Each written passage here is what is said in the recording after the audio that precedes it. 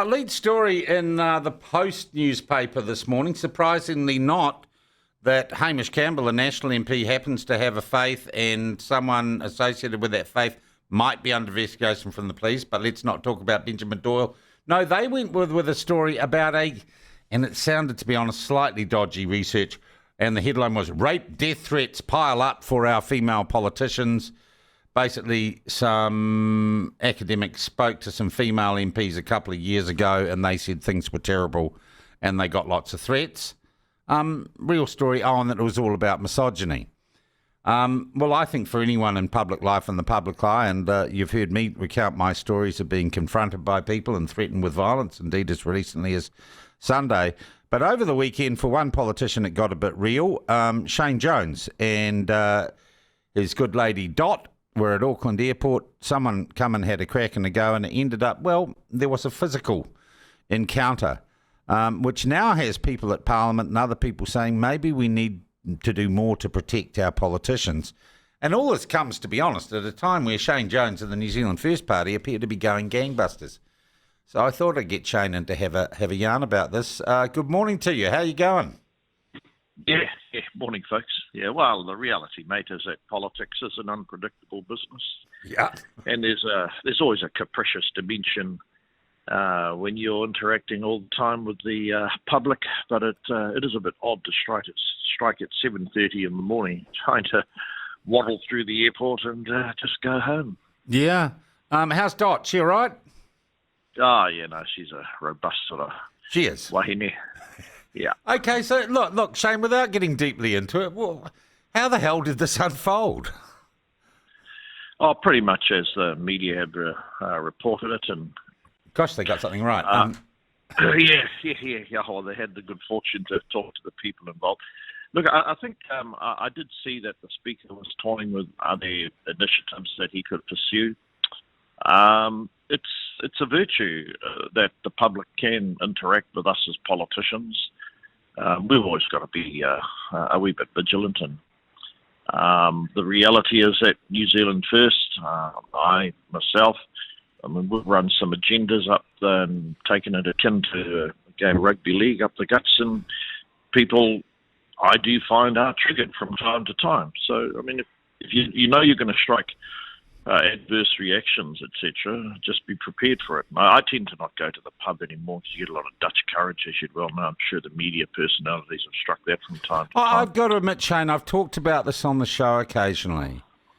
And probably only in the last 2 years, or since I've been doing the platform, I am careful when I go out in public. I tend to go to places where I know the staff, and there are certain circumstances I'll walk into a place and I'll get a vibe, and I'll leave.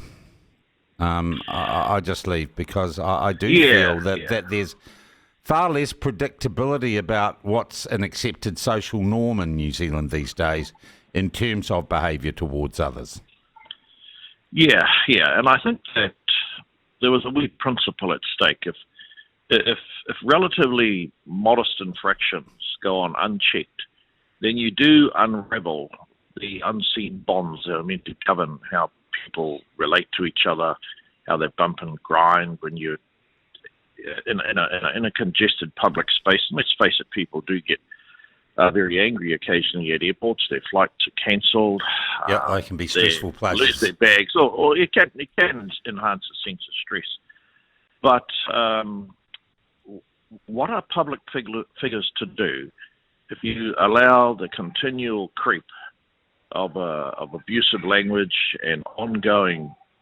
I don't know if I'd say danger, but ongoing unpredictability, where you yourself are not entirely sure, okay, how am I going to react in this situation? Yeah, I get you. And I literally got someone tried to step me out in a sauna on Sunday night and called me a Jew-loving baby killer. And I managed to de-escalate with a little bit of humour, right? Look, the other thing, Shane, is so we've got perhaps people speculating about special protections for politicians. I'm not sure that'd make it any better for you guys because it would reinforce those who have negative stereotypes of politicians as being privileged privileged or having, being treated like specially or something. I'm not sure that that's the answer. Yeah, well, there's also a sense of entitlement amongst a certain sliver of the New Zealand public that they can rock up because you've got a certain personality or a certain profile and give you a spray. And then when they get it back in the other direction, then rather than show a sense of pragmatism or humour, they're likely to escalate it. So where's that going to end? Well, for a bloke from Kaitaha who grew up in 5 years at St. Stephen's School, you've got to be very careful because it'll end in an area where the Prime Minister's handling questions about why did your MP do X, Y, Z to a member of the public. So I think it comes down also as to how you as a figure exposed to the public handle yourself, the different... You've just talked about a particular instrument you use, which was humour.